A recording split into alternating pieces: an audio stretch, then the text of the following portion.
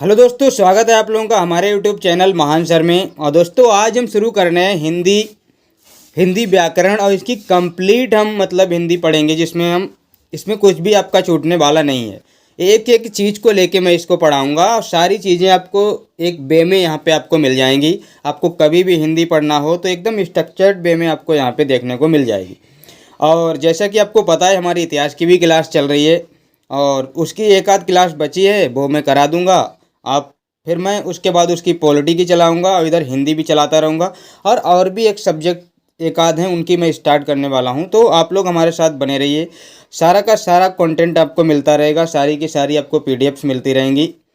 और अभी तक मैं अकेला था तो थोड़ी दिक्कत थी, अब मैंने एक साथी को अपने ज्वाइन करा लिया है, तो वो भी मुझे हेल्प करता है कंटेंट बनाने में। तो इससे यही होगा कि आप लोगों को जल्द से जल्द वीडियोज और कंटेंट मिलता रहेगा। तो अगर आप लोगों को हमारा पढ़ाना अच्छा लगता है, हमारी क्लास अच्छी लगती है, तो आप हमारे चैनल को सब्सक्राइब कर लें और बेल आइकन को प्रेस कर लें ताकि वीडियो की नोटिफिकेशन आप लोगों को मिलती रहे। तो दोस्तों स्टार्ट करते हैं। और स्टार्ट करने से पहले आप लोगों को बता देते हैं हमको पढ़ना क्या क्या है। देखिए, वैसे तो यहाँ पे मैं ये चीज़ें लिख के लाया हूँ, लेकिन और भी चीज़ें हैं। इतना ये मैं इसलिए लिख के लाया हूँ, ये हिंदी वर्णमाला, संधि, संधि विच्छेद, समास, कारक, ये सारी चीज़ें मैं इसलिए लिख के लाया हूँ क्योंकि इतना मेरा अभी कंप्लीट है, रेडी है कंटेंट लगभग। बाकी कंटेंट अभी मैंने रेडी नहीं कर पाया है, वो हो रहा है रेडी। तो जैसे जैसे ये पढ़ाता रहूँगा तब तक उधर रेडी होता रहेगा।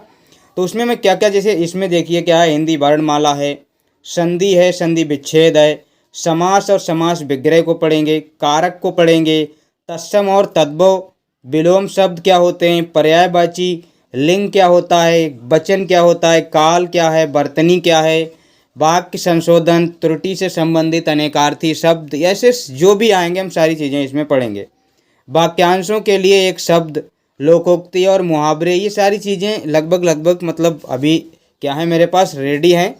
तो इनको मैं पहले पढ़ाता हूँ, बाकी जो बाद में आपकी जैसे बचेंगी, जैसे आपकी संज्ञा क्या होती है, क्या आपने पढ़ा होगा संज्ञा क्या होती है, सर्वनाम क्या होता है, कारक और क्रिया क्या होती है, विशेषण क्या होता है, क्रिया विशेषण क्या होता है, रस, अलंकार, छंद, ये सारी चीज़ें मैं इसमें आपको पढ़ाने वाला हूँ। तो उनका कंटेंट जैसे ही रेडी होगा मैं उनको भी ले आऊँगा। फिलहाल तो अभी के लिए इतना कंटेंट मेरे पास है, तो इतना आपको पढ़ाता हूँ। अब सबसे पहले हम शुरुआत कहाँ से करेंगे, हिंदी वर्णमाला से। और बहुत अच्छे से समझेंगे, जहाँ पे ट्रिक लगेगी वहाँ पे ट्रिक लगाएंगे, बाकी चीज़ों को बड़े आराम से समझने की कोशिश करेंगे। तो बढ़ते हैं आगे की तरफ। अध्याय 1 है हमारा, क्या है, वर्णमाला। वर्ण और वर्णमाला, जिसको हिंदी वर्णमाला भी बोलते हैं। तो अध्याय 1 में हम क्या कंप्लीट करने वाले हैं, वर्ण क्या होता है और वर्णमाला क्या होती है। देखिए, वर्णों से ही वर्णमाला बनती है, ये आप लोगों को भी पता है। तो सबसे समझना होगा कि आखिर वर्ण क्या है और वर्णमाला क्या है, तो ये दोनों चीज़ें हमको समझनी होंगी। तो वर्ण को क्या है, देखिए समझते हैं। भाषा का व्यवस्थित जो क्रम होता है ना, कोई भी भाषा होती है वो उसकी व्याकरण में ही छुपी होती है।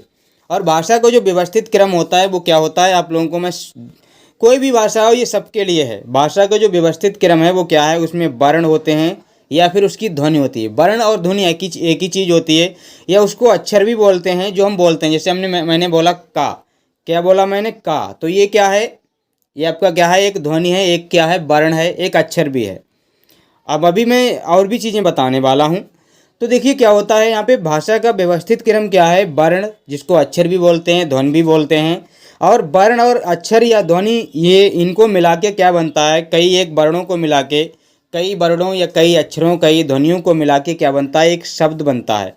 शब्द बनता है, और कई शब्दों को मिला के एक पद बनता है, और कई पदों को मिला के एक वाक्य बनता है, कई वाक्यों को मिला के एक भाषा बनती है, एक कंप्लीट इन्फॉर्मेशन आती है, वही आपकी क्या बनती है, भाषा बनती है। तो भाषा आप लोगों को समझ आई होगी क्या होती है, वर्ण, वर्ण से आपके शब्द बनते हैं, शब्दों से पद, और पदों से एक वाक्य कंप्लीट होता है, और एक वाक्य को मिला के एक भाषा कंप्लीट होती है, एक इन्फॉर्मेशन बनती है, जिसे हम भाषा भी कहते हैं। अब देखिए वर्ण क्या है,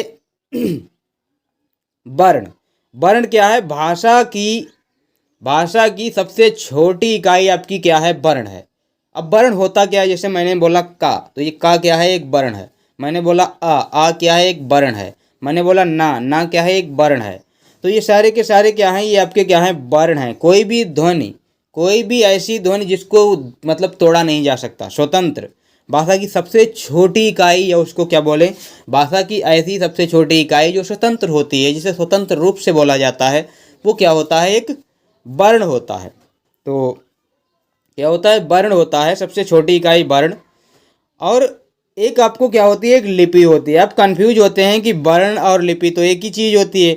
देखिए, वर्ण और लिपि एक ही चीज़ होती है, लेकिन थोड़ा सा फर्क समझिए। मैंने बोला का, ये क्या है, एक वर्ण, और मैंने इसी को लिख दिया का, ये हो गई आपकी लिपि। तो समझ रहे हैं ना, जो चीज़ लिखी हुई है वो लिपि है, जो बोलते हैं वो वर्ण है। देखिए यहाँ पे अक्षर खुद ही बताएं, देखिए बा से बोलना और लिपि से लिखना, तो जो लिखा हुआ है वो आपका लिपि है, जो बोला हुआ है वो आपका वर्ण है।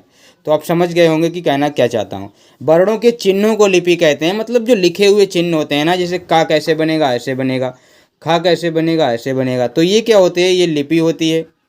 अब कुल वर्ण कितने हैं आपको ये भी पता होना चाहिए। कुल वर्ण क्या हैं, उनमें कौन कौन से वर्ण हैं, कौन कौन से स्वर हैं, कैसे क्या उनको क्या बोला जाता है, उनकी पूरी डिफिनेशन आपको पता होनी चाहिए। तो देखिए कुल वर्ण आपके कितने हैं, कुल वर्ण यहाँ पे आपके मैंने लिख रखे हैं 52 है। अब इन 52 में क्या क्या है, देखिए 11 तो आपके स्वर हैं, और 33 आपके क्या हैं, व्यंजन हैं। क्या हैं, 33 आपके व्यंजन हैं, 11 आपके स्वर हैं, और 4 आपके क्या हैं, संयुक्त व्यंजन हैं, 2 आपके उच्छिप्त व्यंजन हैं, 2 आपके अयोगवा हैं। अब ये क्या हैं, यही तो हम समझेंगे आज की क्लास में कि 11 स्वर कौन से हैं, 33 व्यंजन कौन से हैं, संयुक्त व्यंजन कौन से हैं, उच्छिप्त व्यंजन, अयोगवा, ये आखिर क्या है तमाशा, ये सारा कुछ समझेंगे। तो आपको पता होना चाहिए कुल वर्ण कितने हैं। ये कुल वर्ण आपके कितने हैं, 52 हैं। कुल स्वर आपके कितने हैं, 11 हैं। कुल व्यंजन आपके कितने हैं, 33 हैं। संयुक्त व्यंजन आपके 4 हैं, उच्छिप्त व्यंजन 2 हैं, अयोगवाह आपके 2 हैं। तो ये आपको पता होनी चाहिए। अब हम वर्णमाला को पढ़ते हैं कि वर्णमाला में क्या क्या होता है। देखिए वर्णमाला में आपको क्या चीज़ मिलती है, एक तो आपको स्वर मिलते हैं, और एक आपको व्यंजन मिलते हैं, एक आपको अयोगवाह देखने को मिलते हैं। ये 3 चीज़ें आपकी वर्णमाला में होती हैं। क्या होती हैं, वैसे तो स्वर और व्यंजन ही होते हैं, लेकिन 2 अयोगवाह होते हैं, तो उनको भी शामिल करना बड़ा ज़रूरी होता है। तो देखते हैं एक एक चीज़ को। पहले हम स्वर के बारे में पढ़ेंगे, जो भी हम पढ़ेंगे वो स्वर के बारे में पढ़ेंगे, बाद में हम व्यंजन के बारे में पढ़ेंगे, फिर हम अयोगवाह के बारे में पढ़ेंगे। तो एक एक चीज़ को पढ़ेंगे। पहले तो इनकी डिफिनेशन समझ लीजिए। स्वर क्या होता है, वो वर्ण जो वर्ण स्वतंत्र रूप से बोले जाते हैं उनको स्वर कहते हैं। और व्यंजन क्या होता है, जिन्हें बोलने के लिए स्वरों की ज़रूरत होती है। जैसे कि आप का अगर आप लिख रहे हैं तो इसमें का, ये सिर्फ का नहीं है, इसमें आ भी है। देखिए मैं आपको समझाता हूँ। जैसे आप स्वर बोलते हैं तो स्वर आपका क्या है, ये आ है, या ये आपका क्या है, बड़ा आ है। तो ये क्या है, आपके स्वर हैं, ये स्वतंत्र रूप से बोले जाते हैं। चाहे आप छोटी ही लिखें, ये भी आपकी क्या है, स्वतंत्र है। लेकिन आप अगर लिख रहे हैं का, क्या लिख रहे हैं, मेरे पास यहाँ पे पेन नहीं है, देखिए का अगर आप लिख रहे हैं तो का में आपका सिर्फ का नहीं है, बल्कि आधा आपका का होता है, और प्लस आपका क्या होता है, इसमें आ होता है। तो ये मतलब स्वरों की सहायता से ही बोला जाता है। तो आप समझ गए होंगे, जो स्वरों की सहायता से मतलब क्या बोले जाते हैं, व्यंजन आपके बोले जाते हैं। अब अयोगवाह क्या होते हैं, ये ना तो आपके स्वर होते हैं ना व्यंजन होते हैं। इनको क्या बोलते हैं, एक तो आपका ये होता है आ से अंगूर वाला, ये आपका क्या होता है, अनुस्वार होता है। ये आपका विसर्ग वाला क्या होता है, आह, जिसको आ खाली भी बोलते हैं, ये क्या है आपका, ये आपका क्या है, ये विसर्ग है, इसको विसर्ग बोलते हैं। और ये आपका अनुस्वार है। अभी हम पढ़ेंगे इसके बारे में तो और भी चीज़ें समझ में आएंगी। आगे बढ़ते हैं। 11 स्वर, सबसे पहले स्वर के बारे में पढ़ते हैं। कितने हैं, 11 आपके स्वर हैं। आपको स्क्रीन पे दिखाई भी दे रहे होंगे वो 11 स्वर। एक आपका आ है, बड़ा आ है, छोटी, बड़ी, छठो, बड़ो, ऋण, ए, आए, ओ, आओ, ये सारे के सारे आपके क्या हैं, आपके क्या हैं, वर्ण, स्वर हैं। क्या हैं, स्वर हैं। 11 आपके स्वर हैं। अब इनकी भी अपनी अपनी क्या होती है, एक कैटेगरी होती है कि ह्रस्व स्वर होते हैं, दीर्घ स्वर होते हैं, प्लुप्त होते हैं। देखिए वैसे तो स्वरों की सिर्फ 2 ही कैटेगरी हैं। एक आपकी क्या है, एक आपकी ह्रस्व स्वर है, जिसको मूल स्वर भी बोलते हैं। और ये आपके आ, ई, ऊ और ऋ, ये 4 ही होते हैं। इनकी संख्या कितनी है, 4 है। अब मूल स्वर और ह्रस्व स्वर कहते किसे हैं? देखिए ह्रस्व स्वर और मूल स्वर क्या होते हैं? मूल स्वर और ह्रस्व स्वर जिनमें बोलने में कम समय लगता है, एक तो कम समय लगता है इनमें, और मूल स्वर होते हैं इनकी ही सहायता से और स्वर आपके क्या हैं? बनते हैं। इन्हीं की सहायता से आपके और स्वर बनते हैं, तो ये मूल स्वर हैं। मतलब इन अगर ये नहीं है तो आप कोई भी स्वर नहीं बना पाएंगे, इन्हीं की सहायता से सारे स्वर बनते हैं। अब दीर्घ स्वर, दीर्घ स्वर जिनको गुरु स्वर भी बोला जाता है और दीर्घ स्वर भी बोला जाता है। दीर्घ क्यों? इसमें जैसे बड़ा, अब बड़ा आप कैसे बनता है? आ और आ को मिला के बड़ा आ बनता है। ऐसे ही आपकी ई जो है वो ई और ई को मिला के बनती है। बड़ा ऊ भी आपका क्या है? ऊ और ऊ को मिला के बनता है। तो ये सारे क्या हैं? ये दीर्घ स्वर हैं। ए क्या है आपका? आ और ई को मिला के बनता है। ऐ क्या है आपका? ये आ और ऐ को मिला के बनता है। ओ क्या है आपका? आ और ऊ को मिला के बनता है। और आपका औ क्या है? ये आपका आ और ऊ को मिला के बनता है, बड़े ऊ को मिला के बनता है। तो ये क्या है आपका? आओ हो गया। तो ये क्या है? इनकी संख्या कितनी है? 7 है। आपको पता होनी चाहिए कि दीर्घ स्वर कितने हैं और मूल स्वर कितने हैं। तो ये कितने हैं आपको दिख रहे होंगे स्क्रीन पर भी, ये 7 हैं, ये आपके 4 हैं। और एक आपका क्या होता है? प्लुप्त स्वर। आपने देखा होगा ओम जो लिखा जाता है ना, ओम, तो वो इस तरह से लिखा जाता है। ओम जो होता है वो आपका क्या होता है? प्लुप्त स्वर होता है। ये क्या है आपका? प्लुप्त स्वर है। तो इसको भी आप याद रखना, प्लुप्त स्वर क्या है। अब संयुक्त, अब इनके अलावा भी आपके कुछ स्वर हैं, क्या है? संयुक्त स्वर। अब ये संयुक्त स्वर क्या है? ये संयुक्त स्वर आपके क्या हैं? इन्हीं दीर्घ स्वर में से निकाल के बनाए गए हैं। जैसे कि आपका ए, ऐ, औ और ओ, जो लास्ट के 4 स्वर हैं ना, ये आपके क्या हैं? संयुक्त स्वर हैं। मतलब ये क्या हैं? दो अलग अलग स्वरों को मिला के बनाए गए हैं। जैसे कि आ और ई को मिला के आपका क्या बनता है? ऐ बनता है। और आ और ए को मिला के ऐ बनता है। आ और ऊ को मिला के ओ बनता है। आ और बड़े ऊ को मिला के औ बनता है। तो ये क्या है? अलग अलग स्वरों को मिला के क्या है? बनाए गए हैं। तो ये क्या है? आपके संयुक्त स्वर हैं। क्या है? संयुक्त स्वर। तो इनकी भी संख्या आपकी क्या है? 4 होती है। एक आपका क्या होता है? नोट करके मैंने लिख रखा है, आगत स्वर। ये आगत स्वर क्या है? इसी को स्वनिम भी बोलते हैं। क्या बोलते हैं? स्वनिम भी बोलते हैं, स्वनिम। तो ये आगत स्वर है। और ये आगत स्वर आपको इस तरह से मिलता है, आप लोगों ने देखा होगा इसको। ये आपका क्या है? आगत स्वर है। आपको दिख रहा होगा स्क्रीन पे, ऐसा होता है आपका आगत स्वर। तो आप इसको भली भांति जानते हैं, भले इसका नाम आपको ना पता हो। तो ये आपके क्या थे? स्वर थे। अब स्वरों की कुछ कैटेगरीज हैं। ये तो हमने क्या देखा कि मूल स्वर कितने हैं, दीर्घ क्या हैं, प्लुप्त, संयुक्त और जो भी आपका आगत है वो हमने देखा। अब इनके कुछ जीभ के आकार पे हैं, कुछ अलग अलग कैटेगरी के आधार पे इनके क्या होते हैं, कुछ नाम डिसाइड किए गए हैं। जैसे आप यहाँ पे देखिए, यहाँ पे बताया गया है जीभ के आकार पर। जीभ क्या होता है? जीभ वही जुबान जिसको टंग बोलते हैं। तो जीभ के आधार पर कैसे? जीभ के बोलने के आधार पे कुछ, मतलब जीभ के अग्रभाग से बोले जाते हैं, कुछ पश्च से, कुछ मध्य से। तो देखिए मैं यहाँ पे क्या, जो कि जो अग्रभाग से बोले जाते हैं उन्हें अग्र स्वर कहते हैं। अग्र स्वर होते हैं ये जीभ के अग्रभाग से, आगे वाले भाग से, जो आपका होता है नहीं आगे का हिस्सा जीभ का, उससे बोले जाते हैं। जैसे कि ई, ये आपके जीभ के अग्रभाग से बोला जाता है। आप बोल के भी देख सकते हैं कि कौन सा किस भाग से बोला जा रहा है। देखिए ई बोलिए मेरे साथ, ई, बड़ी ई, ए, ऐ, ऋ। तो ये सारे के सारे आपके क्या हैं? अग्रभाग से बोले जाते हैं। और इनकी संख्या दोस्तों कितनी है? 5 है। कितनी है? इनकी जो संख्या है दोस्तों वो कितनी है? 5 है। ऐसे ही आपके क्या हैं? ऐसे ही आपके क्या हैं? मध्य स्वर भी हैं। क्या हैं? मध्य स्वर। और ये मध्य स्वर क्या है? जीभ के मध्य भाग से बोले जाते हैं। और ऐसा केवल एक ही स्वर है जो मध्य भाग से बोला जाता है, और वो आपका क्या है? आ। आप आ बोल के देखें ना तो आपको लगेगा कि आ जो है जीभ के मध्य भाग से बोला जा रहा है। आप बोल के ट्राई भी कर सकते हैं इसको। अब कुछ पश्च स्वर हैं। पश्च स्वर क्या है? जीभ के पश्च भाग से बोले जाते हैं। तो आप बोल के देखिए, इनकी आवाज़ आपकी थोड़ी जीभ के पीछे से आएगी, पिछले भाग से आएगी। आ, उ, ओ, औ, आ। तो ये क्या है? जीभ के पश्च भाग से बोले जाते हैं। और इनकी संख्या आपकी क्या है? 6 है। तो आपको याद रखना है अग्र स्वर कौन से हैं, पश्च स्वर कौन से हैं, मध्य स्वर कौन से हैं और जीभ के आधार पे ये सारे के सारे स्वर हैं, तो इनको आपको याद रखना है। आगे बढ़ते हैं।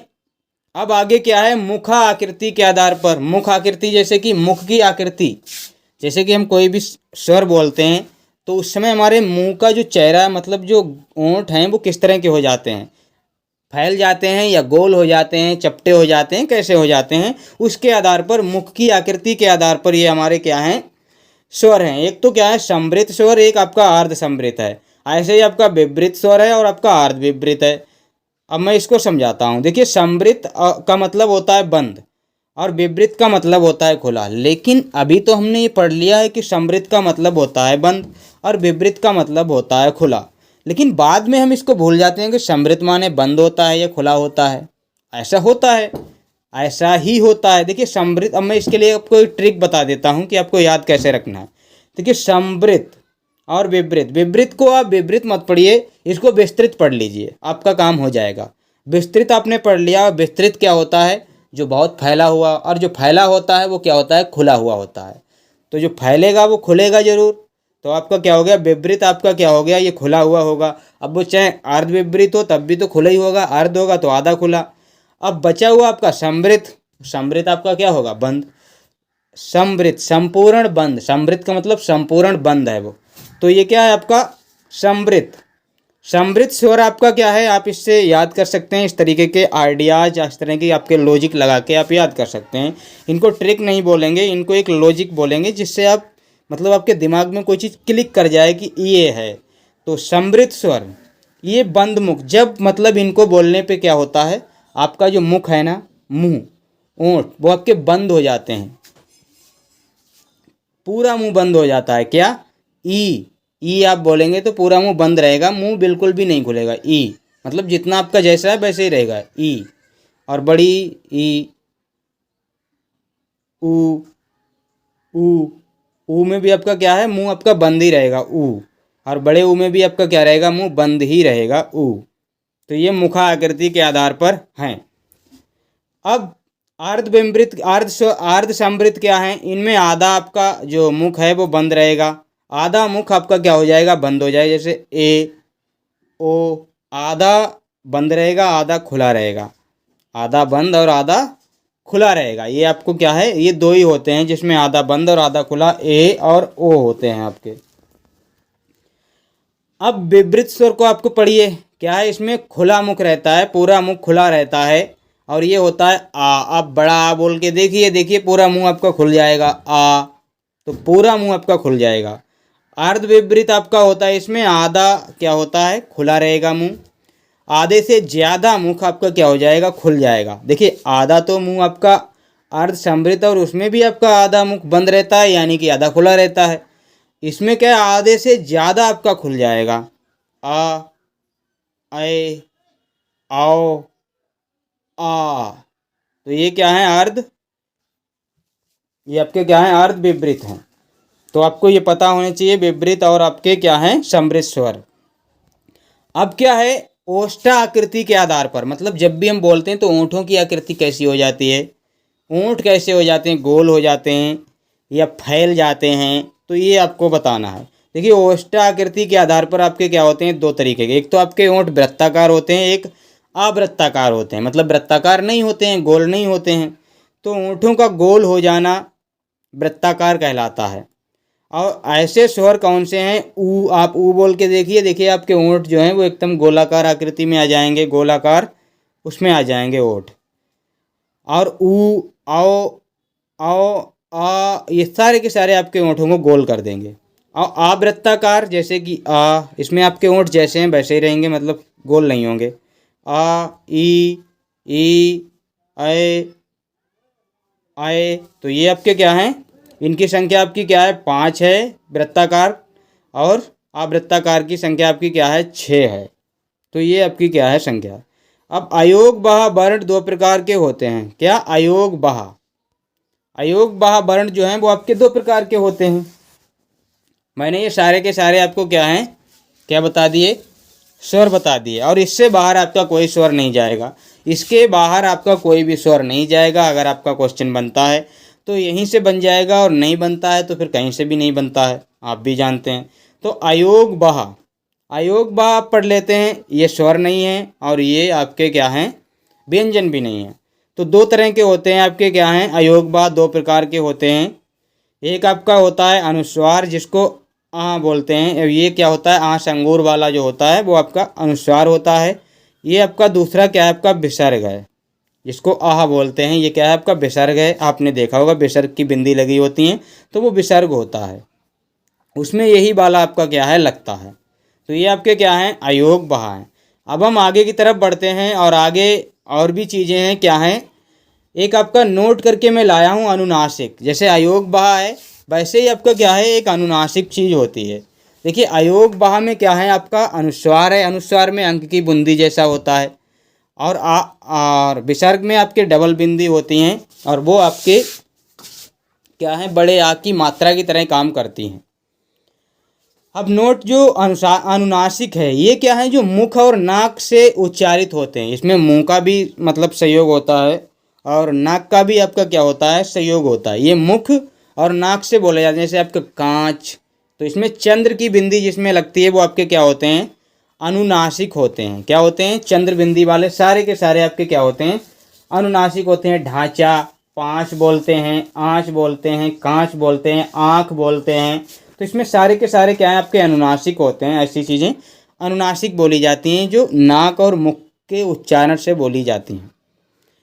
अब अनुनासिक जो होते हैं वो ना तो स्वर होते हैं और ना ही आपके क्या होते हैं, ना तो आपके ह्रस्व स्वर होते हैं और ना ही आपके दीर्घ स्वर होते हैं अनुनासिक। तो फिर ये होते क्या है, ना तो ह्रस्व स्वर हैं ना ही दीर्घ स्वर हैं। तो ये हैं क्या, फिर तो ये व्यंजन ही होंगे ना। जो स्वर भी नहीं है तो वो क्या होगा, आपका व्यंजन ही होगा ना।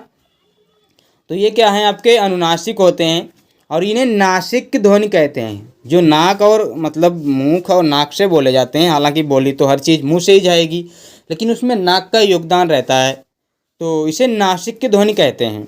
और ये अनुस्वार से विकसित होते हैं। कहाँ से निकल के आते हैं, अनुस्वार से।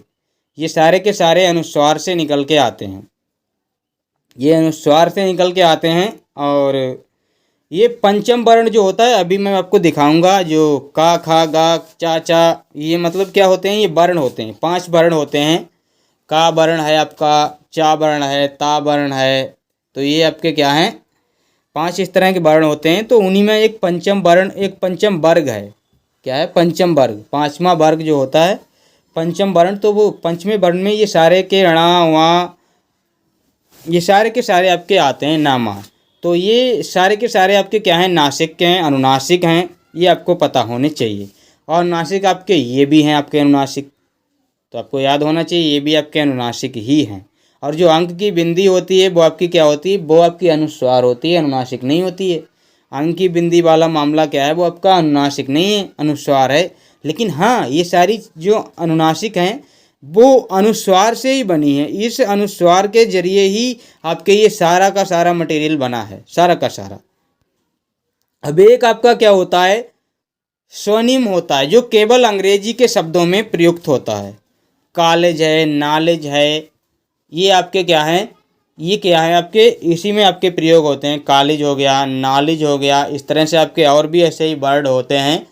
तो जैसे कि ऑफ होता है, तो उसमें ये सारी चीज़ें प्रयुक्त होती हैं। अब मैंने स्वनिम को ही आपका वहाँ पे आगत स्वर भी बताया था क्या, ये देखिए मैंने यहाँ पे क्या बताया था, देखिए क्या है, कहाँ गया भाई, क्या, ये देखिए ये आगत स्वर ही तो इसमें लगा हुआ है ना, ये आगत स्वर ही तो इसमें लगा हुआ है। कहाँ गया, ये देखिए इसमें क्या है, ये आगत स्वर ही तो लगा हुआ है, तो इसे स्वनिम भी बोलते हैं। और अगर इस देखिए स्वनिम इसको कब बोलेंगे, जब ये किसी व्यंजन पे लगा होगा। लेकिन ये अगर ऐसे है तो फिर ये आगत है। तो क्या है, ये आगत है। और अगर ये किसी ऐसे अगर लगा है तब ये क्या है आपका, तब ये क्या है आपका स्वनिम है। और ये मैंने यहाँ पे क्यों बताया, क्योंकि चंद्र की बिंदी भी होती है और ऐसे भी लगा होता है। तो ये आपको पता होना चाहिए इनका डिफरेंस क्या है। अब हम व्यंजन को पढ़ने वाले हैं, क्या व्यंजन को पढ़ने वाले हैं। और व्यंजन की संख्या जो है वो 33 है। क्या है, 33 है। 33 आपके क्या होते हैं, व्यंजन होते हैं। अब व्यंजन की परिभाषा आप समझ लीजिए, जैसे हमने स्वरों की बताई थी कि जो बिना किसी की सहायता के बोले जाते हैं वो स्वर होते हैं, और जो वर्ण स्वरों की सहायता से बोले जाते हैं वही आपके व्यंजन होते हैं। जैसे कि आपका का है, तो इसमें क्या है, देखिए का, ये सिर्फ का नहीं है, इसमें आ भी है। ये जा जो है ये सिर्फ जा नहीं है, इसमें क्या है आ भी है। आधा जा और आ मिलके आपका जा बनता है, ऐसे ही का बनता है।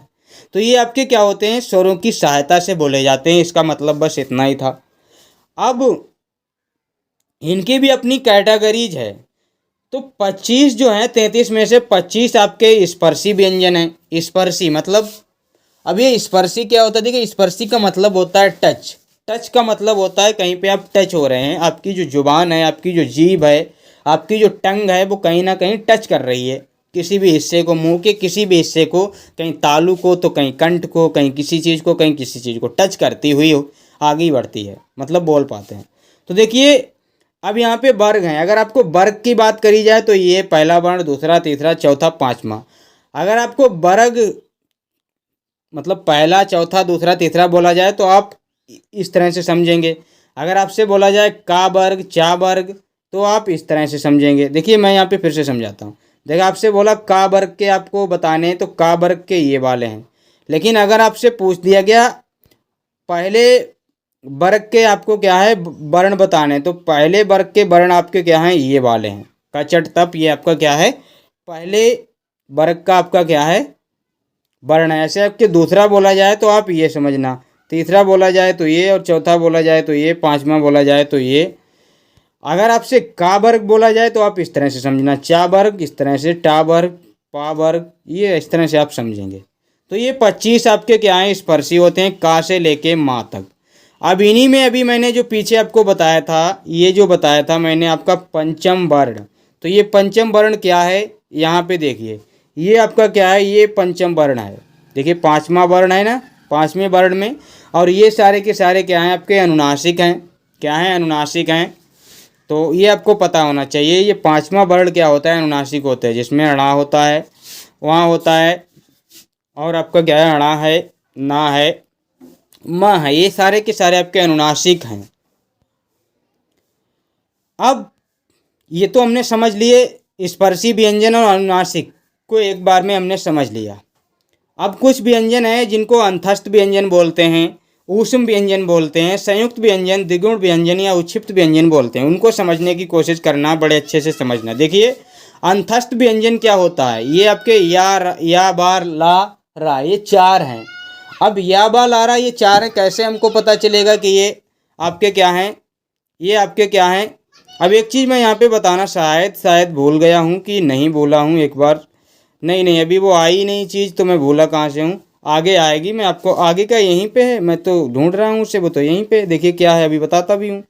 तो अंतस्थ व्यंजन आपको क्या है, या बा, ला, रा। क्या है, या बा, ला, रा, ये चार होते हैं आपके अंतस्थ व्यंजन। कैसे याद करेंगे कि कौन से अंतस्थ व्यंजन है, देखिए यार, या और रा से आप यार बोल दीजिए, और ला बा से लब, यार लब, यार लब, यार लब आपको बोल सकते हैं, या लब यार बोल सकते हैं, यार लब बोल सकते हैं। और ये यार और लब कहाँ होता है, अंतस्थ में ही होता है। ये लब जो होता है आपके अंदर तक बैठ जाता है, अंतस्थ अंदर तक आपके ठस जाता है, उसी को अंतस्थ बोलते हैं। तो इसीलिए आपको इसको याद करने का ये मतलब एक लॉजिक है, यार लब। तो या बा, ला और रा क्या है आपके अंतस्थ हो गए। अब ऊष्म व्यंजन आपके कौन से हैं, ऊष्म व्यंजन जिसमें थोड़ी ऊष्मा आती है, ऊष्मा मतलब थोड़ी हीट मिलती है, थोड़ी गर्मी सी आती है जिन्हें बोलने में, तो उन्हें ऊष्म कहते हैं। क्योंकि ऊष्म माने क्या होता है, गर्मी, हीट, ऊष्मा। तो इसको बोलने से थोड़ी मतलब एनर्जी आती है और थोड़ी ऊर्जा ज़्यादा खत्म होती है। सा, तीनों सा आपके क्या हैं, ये ऊष्म व्यंजन है। और आपका जो हाथ से हल है, अब आप हल भी चलाएंगे तो आपको क्या है, हल अगर आप चलाते हैं तो उसमें भी तो आपकी एनर्जी ज़्यादा खत्म होने वाली है, तो उसमें भी क्या है, वो भी आपका क्या है, ऊष्म व्यंजन है। उसमें भी आपकी ऊष्मा नष्ट होने वाली है, तो वो भी आपका क्या है, ऊष्म व्यंजन है। तो ये सारे के सारे आपके क्या हैं, ऊष्म व्यंजन है, ऊष्म। अब संयुक्त व्यंजन, संयुक्त व्यंजन आपके क्या हैं, जैसे क्षत्रिय है, त्रा है, गया है, स्त्रा है, ये आपके क्या होते हैं, संयुक्त व्यंजन होते हैं। मैं यहाँ पे इनकी डिटेल भी लेके आया हूँ। संयुक्त व्यंजन ये दो आपके क्या हैं, व्यंजन को मिला के आपके बनते हैं, दो व्यंजन को मिला के आपके ये बनते हैं। जैसे कि आपका ये जो आपका क्षत्रिय वाला छा है, ये आपका कैसे बना है, ये आपका कैसे बना है, ये आपका का और सा को मिला के बना है। क्या बना है, का और सा को मिला के आपका क्या बना है, संयुक्त व्यंजन बना है। ऐसे ही आपका ता क्या है, ता और रा को मिला के आपका क्या बना है, त्रा बना है। ऐसे ही जा और या को मिला के आपका क्या बना है, क्या बना है, ज्ञा बना है। जो ज्ञानी होता है ना, वो उसकी जगह पे यही होता है, क्या होता है, जा और या मिला के आपका ज्ञानी बनता है। आप गा और या मत मिला देना कि ज्ञानी बनता है, आपको क्या मिलाना है, जा और या। इसको ज्ञानी नहीं, इसको ज्ञानी बोलते हैं, ज्ञानीकार। तो उसी को ज्ञानी, जिसको जानी है, जिसको कुछ जानता है वही ज्ञानी है, जो जानी है वही ज्ञानी है। तो और सा और रा को मिला के आपका ये श्रवण वाला, ये आपका क्या बनता है, श्रवण वाला श्रा बनता है, जिसको श्री भी करते हैं। तो ये आपके बनते हैं। अब ये आपको चीज़ दिख रही होगी अर्धस्वर। ये अर्धस्वर क्या है, जो ये अंतस्थ व्यंजन में ये या और बा जो हैं, ये आपके क्या हैं, अर्धस्वर का भी काम करते हैं। अभी अर्धस्वर का काम कैसे करते हैं मैं आप लोगों को दिखाऊंगा। अभी बता ही देता हूँ कैसे। जैसे आप लिखते हैं महिलाएं, क्या लिखते हैं, महिलाएं। आपने मतलब 1 मिनट, आप ऐसे लिखेंगे महिलाएं। अगर आप ऐसे लिखते हैं, देखिए फिर से गलत हो जा रहा है क्योंकि मेरे पास पेन नहीं है ना, तो ये इसलिए गलत हो रहा है। महिलाएं आप ऐसे लिखेंगे ना, ऐसे ही लिखेंगे। अब देखिए महिलाएं कैसे लिख सकते हैं आप,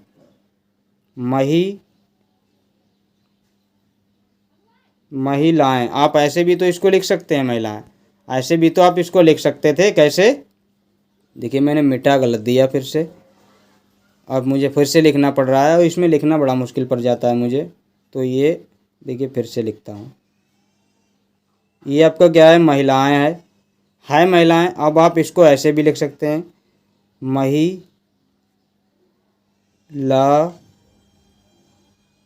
ये क्या है आपका, महिलाएं। ये 2 चीज़ें आपको समझ आएँ। अब इसमें आपका क्या है, ये आपका स्वर है और ये आपका क्या है, व्यंजन है। लेकिन दोनों ही में तो वो सेम चीज़ लिख जाती है। आप कैसे भी लिख दें, आपका गलत थोड़ा ना है, महिलाएं आपका हो जाएगा। तो ये जो है आपका क्या है, अर्धस्वर का काम करते हैं। क्या करते हैं, अर्धस्वर का काम ये आपका करते हैं। ऐसे ही आपका बा भी है, ऐसे ही काम करता है। क्या है आपका, बा भी इसी तरह से आपका क्या है, काम करता है। मुझे कोई ऐसा ठीक वर्ण नहीं याद आ रहा है तो जिसको मैं आपको बता पाऊँ कि ये बा कैसे काम करता है। मुझे कोई मतलब सही कोई बा शब्द मिल नहीं रहा है। तो ये भी आपका क्या है, अर्धस्वर की तरह। ये दोनों आपके क्या है, अर्धस्वर की तरह काम करते हैं। क्या करते हैं, अर्धस्वर की काम करते हैं। तो इनको आपको पता होना चाहिए। अर्धस्वर आपसे पूछा जाए तो या और बा को आप मानेंगे। अब उपक्षिप्त व्यंजन है, जिसको द्विगुण व्यंजन भी कहते हैं। द्विगुण मतलब इसमें 2 गुण होते हैं। ये क्या है, ये 2 गुण वाला होता है। जैसे आपका क्या होता है, डा से डलिया होता है ना, क्या होता है, डा से डलिया होता है, ये आपका है। और इसी के नीचे अगर आपका ये बिंदी लग जाती है तो ये क्या हो जाता है, द्विगुण व्यंजन या उत्क्षिप्त व्यंजन। अब ये डा से डलिया नहीं है, अब ये अड़ा हो गया। क्या हो गया, अड़ा हो गया। अब ये अड़ा हो गया। ऐसे आपका ढा से ढक्कन होता है ना, तो ये ढा से ढक्कन होता है। इसके नीचे भी अगर ये लगा दिया तो ये आपका उत्क्षिप्त या फिर द्विगुण व्यंजन हो जाता है। यानी इनके 2 तरह के प्रयोग होते हैं। तो ये आपके क्या हैं, द्विगुण या उत्क्षिप्त व्यंजन होते हैं। और ये जो हैं, ये कभी भी आपके किसी भी शब्द के शुरुआत में आपको देखने को नहीं मिलेंगे। तो ये आपके क्या हैं, व्यंजन है। मैंने आपको सारे व्यंजन समझाने की कोशिश की। और आपको देखिए, अब मैं आपको गिना भी देता हूँ, सारे के सारे मैं आपको गिना भी देता हूँ। देखिए ये 25 आपके हो गए, 25 और 4 आपके क्या हो गए, 29 हो गए। आपको कितने चाहिए, 33 ही तो चाहिए। 25 और 4 आपके 29 हो गए, 25 और 4 आपके 29 हो गए। 29 और 4 आपके क्या हो गए, 33 हो गए। कितने हो गए, 33 आपके व्यंजन हो गए। और ये जो हैं वो आपके ये संयुक्त व्यंजन है। और ये आपके क्या हैं, उत्क्षिप्त व्यंजन है। जो आपके व्यंजन है वो आपके कितने हैं, 33 ही हैं। अब आगे बढ़ते हैं, और भी चीज़ें समझनी है, इतना ही यहीं तक नहीं रुकते हैं। अब यहाँ पे मैं एक चार्ट लेके आया हूँ, पूरा का पूरा अभी तक जो हमने पढ़ा है उसका एक तरीके से निचोड़ भी समझ लीजिए। और एक चार्ट के रूप में है ये। उच्चारण प्रयत्न के आधार पर, जैसे हम कोई भी चीज़ बोलते हैं, बोलने का प्रयत्न करते हैं, तो उस प्रयत्न के आधार पर किस तरह के होते हैं। देखिए अभी मैंने पढ़ाया भी है, जो स्पर्शी व्यंजन होते हैं वो का से लेके माँ तक होते हैं, आपको मैंने अभी बताया। तो 25 आपके क्या हैं, स्पर्शी व्यंजन हैं। ऐसे ही स्पर्शी और संघर्षी व्यंजन है, स्पर्श और संघर्षी व्यंजन, और इनकी जो संख्या है वो भी आपकी क्या है, 4 है। और ये कौन से हैं, चा, छा, जा और झा। इनमें क्या है, आपको बोलने में स्पर्श तो होता ही है कहीं ना कहीं। आप कहीं भी बोल के देखिए, जैसे मैं आपको समझा ही देता हूँ, कहीं ना कहीं जीभ आपकी टच कर दे, का, आप का बोल के देखिए, आपकी जीभ ऊपर कहीं टच कर रही है ना, तो मतलब कहीं ना कहीं टच करेगी, का, मा, तो ये मतलब क्या है, जीभ कहीं ना कहीं टच करेगी। ऐसे ही जो चा, छा, ये झा, इसमें जीभ भी टच करेगी। और ये संघर्षी भी है, संघर्षी बोले तो इनमें थोड़ी ऊष्मा भी निकलेगी, थोड़ी इनमें हीट निकलेगी, थोड़ी इसमें ऊर्जा अधिक आपकी ख़त्म होगी इनको बोलने में।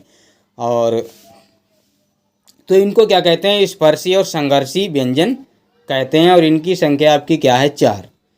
संघर्षी व्यंजन, संघर्षी आपके मैंने बताया था, ये तीनों सा और एक हा, मतलब क्या है, आप तीनों सा जो हैं वो आपके संघर्षी हैं या ऊष्म व्यंजन हैं। और हा भी आप अगर हल चलाते हैं तो उसमें भी आपकी ऊष्मा, उसमें भी आपको संघर्ष करना पड़ता है, मेहनत करना पड़ता है, तो ये भी आपका क्या है, संघर्षी व्यंजन है। अब एक इम्पोर्टेंट व्यंजन है ला, इसको पार्श्विक व्यंजन बोलते हैं। तो ला आपको कहीं भी मिल जाए, इसको क्या बोलते हैं, पार्श्विक व्यंजन बोलते हैं। कभी भी आपसे पूछा जाए पार्श्विक व्यंजन क्या है, तो वो ला है। और लुंठित या प्रकंपित व्यंजन बोला जाए, लुंठित या फिर प्रकंपित, तो ये आपका रा होता है। ये लुंठित और प्रकंपित कैसे, जैसे आप टर, टर बोलते हैं, हर बोलते हैं, तो इसमें थोड़ा मतलब क्या है, कंपन सा होना लगता, कंपन होने लगता है, टर कंपन होता है ना जुबान में, तो ये क्या है, उच्चारण करते हैं तो कंपन सा होता है, तो इसीलिए इसको क्या बोलते हैं, प्रकंपित या लुंठित बोलते हैं। और क्षिप्त व्यंजन आप जानते हैं, अभी अभी बताया पीछे, अंतस्थ भी आपको बता चुका हूँ मैं, अर्ध स्वर बता ही चुका हूँ मैं। और ये अर्ध स्वर के साथ साथ संघर्षहीन भी होते हैं, इनको बोलने में कोई संघर्ष नहीं करना पड़ता है, या और बा को बोलने में कोई संघर्ष नहीं, और ये क्या है, अर्ध स्वर हैं। अनुनासिक भी आपको जानते हैं, मैंने आपको बताया अनुनासिक।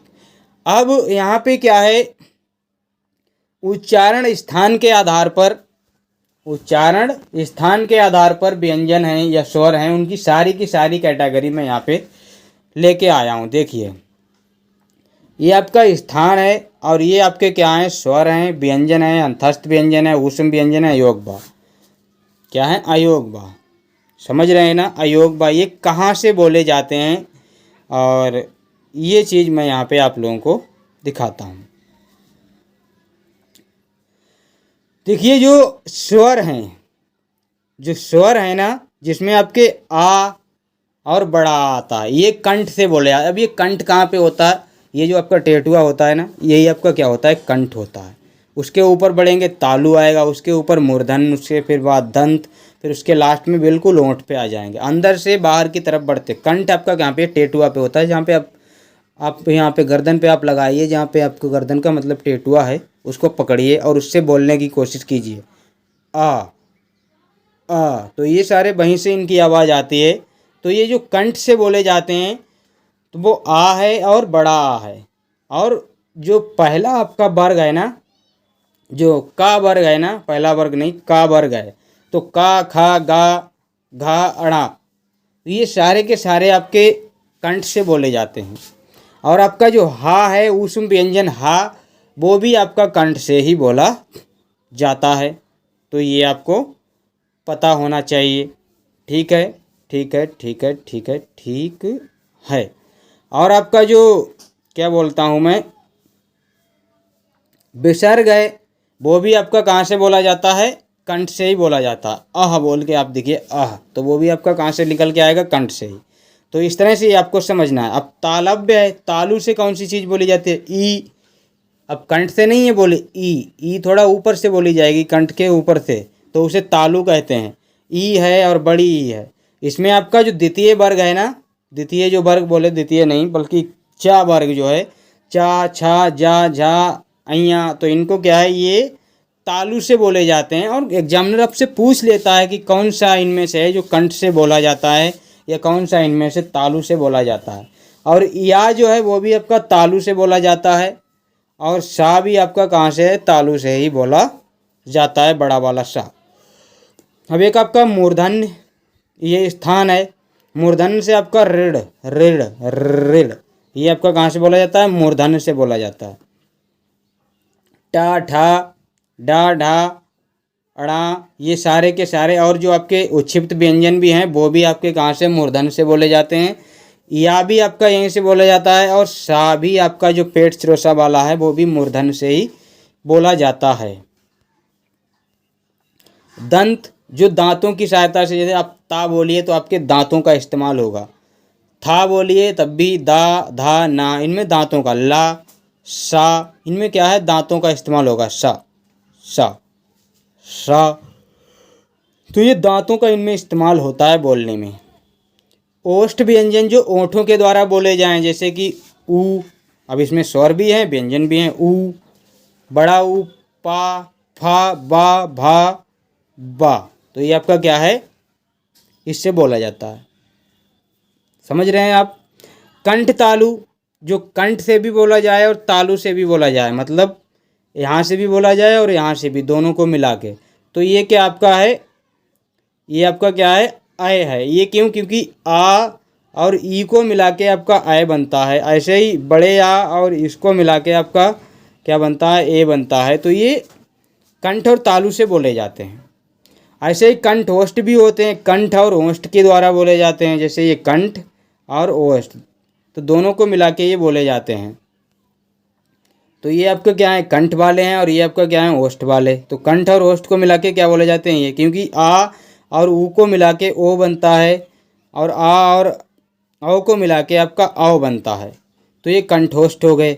अब दंतोष्ठ आपका क्या है, केवल वाह है, वाह, बा आपका क्या है, ये केवल कहाँ से बोला जाता है, कंठोष्ठ से बोला जाता है। ये वो पेट चिरोसा वाला बा नहीं है, पेट चिरो वाला बा नहीं है, ये सिंपल वाला जो ये वा होता है वो वाला है। यहाँ पे सही से टाइप नहीं है तो मैं इसको सही कर दूंगा। ये वा वाला बा है, जो कि दांत और ओष्ठ से दोनों से बोला जाता है। अब नासिक से, जो नाक से बोले जाते हैं, अनुस्वार जितने भी हैं, अनुनासिक हैं, वो सारे के सारे यहीं से बोले जाते हैं, इनको नासिक के बोलते हैं। तो ये आपका चार्ट बड़ा ही काम का आने वाला है आपको। इसको आप रट लीजिए, चपका लीजिए आपके दिमाग में, फ़ोटो खींच लिए अपने दिमाग में, इसको याद रखना। आगे बढ़ते हैं। अब आगे जो है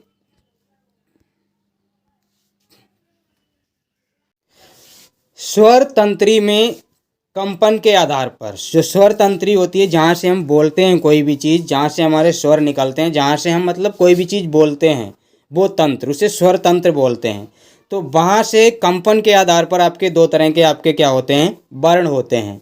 तो ये आपके क्या हैं, दो तरह के आपके क्या हैं, वर्ण होते हैं। तो जिसमें आपके क्या हैं, एक आपका क्या होता है, अघोष वर्ण होता है, और आपका एक होता है आपका सघोष वर्ण।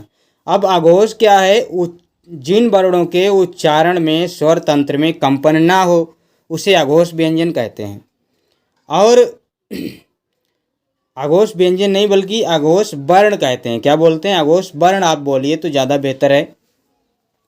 और ये 13 आपके क्या होते हैं, व्यंजन होते हैं। क्या होते हैं, 13 व्यंजन होते हैं आपके अघोष। कैसे, जिसमें एक आपका वर्ग 1 हो, वर्ग 2 का, ये वर्ग 2 का और वर्ग 1 का जो भी है वो आपका क्या है, अघोष में आता है। और ये तीनों सा जो हैं ये सारे के सारे आपके अघोष में हैं। अब आपको वर्ग ये नहीं समझ में आ रहा होगा, देखिए वर्ग 1 ये है, वर्ग आपका 2 आपका ये है, तो ये सारे के सारे आपके क्या हैं, अघोष हैं। और ये सा जो हैं ये भी आपके क्या हैं, अघोष हैं। तो ये आपको समझ में आया होगा कौन कौन से आपके क्या हैं, अघोष होते हैं।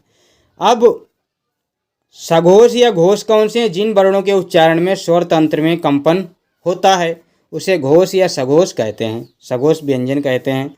अब इसमें आपके क्या हैं, सघोष व्यंजन नहीं, सघोष वर्ण कहते हैं। क्या कहते हैं, सघोष वर्ण कहते हैं। यहाँ पे व्यंजन नहीं होगा, यहाँ पे क्या होगा, वर्ण कहना चाहिए यहाँ पे। अब ये आपके कितने हैं, 31 आपके हैं। 11 आपके स्वर आते हैं सघोष में और 20 व्यंजन आपके सघोष में आते हैं।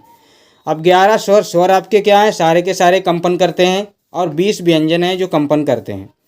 जैसे कि वर्ग 3, वर्ग 4, वर्ग 5 और या, रा, ला, वा, हा, तो ये सारे के सारे आपके क्या हैं, कंपन करते हैं, ये सघोष हैं। जैसे कि ये वाले आपके तीनों क्या हैं, सघोष आपके वर्ग हैं और कंपन करते हैं।